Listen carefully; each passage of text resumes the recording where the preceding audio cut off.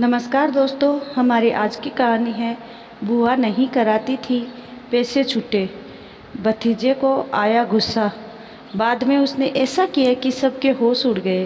कहानी पसंद आए तो चैनल को सब्सक्राइब ज़रूर करें। भाभी, आपके पास छूटे पैसे हैं तो ज़रा ऑटो वाले को दे दो, मेरे पास 500 का है। कनक घर में घुसते ही बोली, जी जी जी, आप आराम से बैठिए, दक्ष पैसे दे देगा। नंदिनी ने दक्ष को पैसे दिए कि वो ऑटो वाले को दे दे। दक्ष पैसे लेते हुए समय गुस्सा करते हुए फुसफुसाकर बोलने लगा, मम्मा आ गई कंजूस बुआ, कभी इनके पास छूटे पैसे नहीं रहते, हमेशा हमको ही किराया देना पड़ता है। कुछ कहा क्या लल्ला? कनक सोफे पर पसरते हुए बोली, ना जीजी कुछ नहीं। दक्ष को घूरते हुए चुप रहने का इशारा किया और पैसे देकर आने को कहा। नंदिनी कनक के लिए चाय नाश्ते का इंतजाम करने किचन में चली गई। भाभी, घर में शांति है, सब लोग कहाँ हैं? और अम्मा मेरी आवाज़ सुनकर भी बाहर नहीं आई, तबीयत तो ठीक है ना उनकी? बोलते बोलते कनक पूरे घर का चक्कर लगा डाली। अरे जीजी, आप भूल गई क्या? आज एकादशी है। अम्मा जी अर्पिता के साथ मंदिर गई है और आपके भैया ऑफिस। दक्ष के पेपर शुरू है तो अभी स्कूल से आया है। नंदिनी ट्रे लेकर आ गई। अर्पिता क्या कर रही है आजकल? उसकी शादी वादी करनी है या अपने पास ही बैठाकर रखना है? लड्डू मुंह में डालते हुए कनक ने अपनी शंका जाहिर की और फिर उनका शुरू हो गया कि लड़की को ज़्यादा नहीं पढ़ाना, फिर अच्छे लड़के नहीं मिलते और भी न जाने क्या क्या। कनक का ज्ञान देना चालू ही था कि अर्पिता दादी के साथ घर आ गई। बेटी को देख अम्मा जी बहुत खुश हो गई। घर परिवार और बच्चों के बारे में पूछने के बाद माँ बेटी खाना खाकर सो गई और साथ ही नंदिनी को आदेश दे गई कि श्याम को जल्दी से उठा देना, शॉपिंग पर जाना है, और साथ ही यह भी कि छुट्टे पैसे रख लेना। शॉपिंग का नाम सुनते ही नंदिनी ने सिर पीट लिया। हो गया सत्यानाश, शॉपिंग करेगी यह और बिल चुकता करना पड़ेगा मुझे। मम्मा, आप कोई बहाना बना दो, कह दो कि सिर में दर्द हो रहा है या फिर आपको डॉक्टर के पास जाना है। दोनों बच्चे आइडिया देने लगे। बेटा जी, उन्हें जानते पहचानते हुए पूरे 22 साल हो रहे, झट से सबके सामने बोल देगी कि दिन भर घर गृहस्थी में रहोगी तो सिर दर्द ही होगा।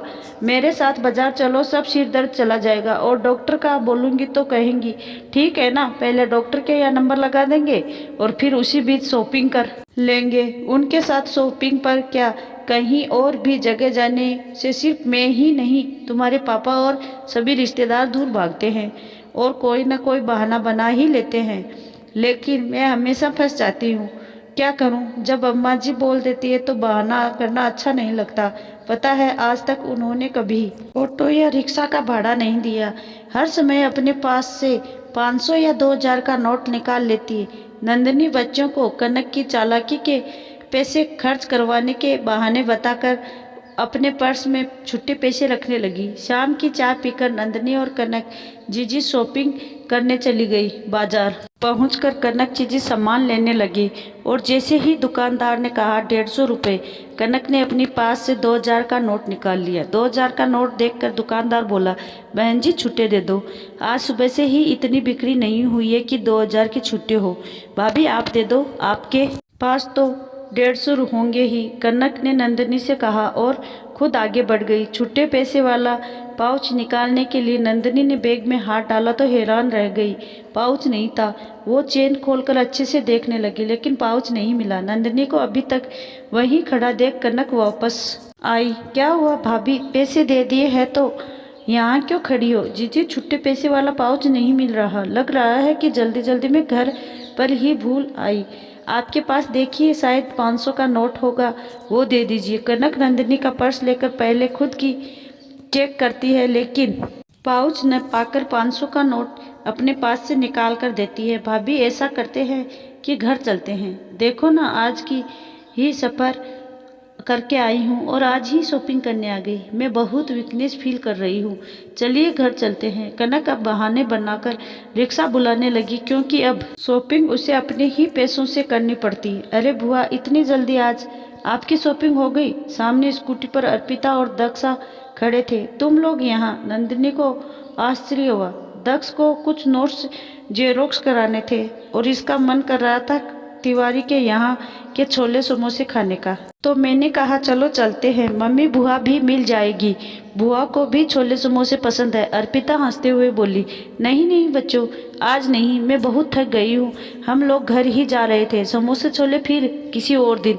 कनक बहाने बनाकर वहाँ से जल्द निकलने को देखने लगी, लेकिन अर्पिता और दक्ष को आगे कनक की एक नहीं चली और फिर तिवारी की दुकान पर बैठकर आराम से एसी में छोले समोसे का मज़ा अर्पिता, दक्ष और नंदनी ले रहे थे। लेकिन कनक बिल का सोच कर पसीने से लथपथ हो रही थी। क्या बात है बुआ, हर बार तो आप 2 प्लेट छोले समोसे चट कर जाती थी और आज आपसे 1 प्लेट भी खाया नहीं जा रहा। दक्ष की बात पर कनक बस मुस्कुराकर रह गई। बिल आने पर दिल मसोच कर नम आंखों से 2000 के नोट को देखते हुए कनक ने वेटर को दे दिया, जैसे उसकी आज अंतिम यात्रा है। जीजी, मैं यह कह रही थी कि अब तो 2000 का नोट के छुट्टे भी हो गए हैं और एसी में बैठकर नाश्ता करने से थकान भी दूर हो गई है। अब कहाँ रोज रोज बाजार आएंगे। आप ऐसा करो कि अपनी शॉपिंग पूरी कर लो। तिवारी की दुकान से बाहर आते हुए नंदनी बोली, नहीं भाभी, अब कोई शॉपिंग नहीं करनी। अरे ये सब सामान तो मेरे यहाँ भी मिलता है, फालतू में काहे को ढोकर ले जाना। घर चलो, मेरी तबीयत ठीक नहीं लग रही। कनक चक्कर आने का इशारा करने लगी। अर्पिता ने जल्दी से एक रिक्शा बुलाया। कनक और नंदनी घर के लिए निकल गए। अब यह बतलाने की जरूरत नहीं थी कि रिक्शा का किराया कनक ने ही दिया। अरे भाई, अब उसके पास छुट्टे नहीं है का बहाना नहीं बचा था। एक राज की बात नंदनी बहाना नहीं बना रही थी। उसे पता ही नहीं था कि अर्पिता और दक्ष ने वो पाउच निकाल दिया था और दोनों जानबूझकर बाजार पहुंचे थे ताकि कंजूस बुआ के 2000 नोट के छुट्टे हो सके। आपको कहानी मज़ेदार लगे तो कमेंट करके ज़रूर बताएं और आप भी किसी कंजूस छुट्टे रिश्तेदार के बारे में जानते हैं तो हमसे ज़रूर शेयर करें।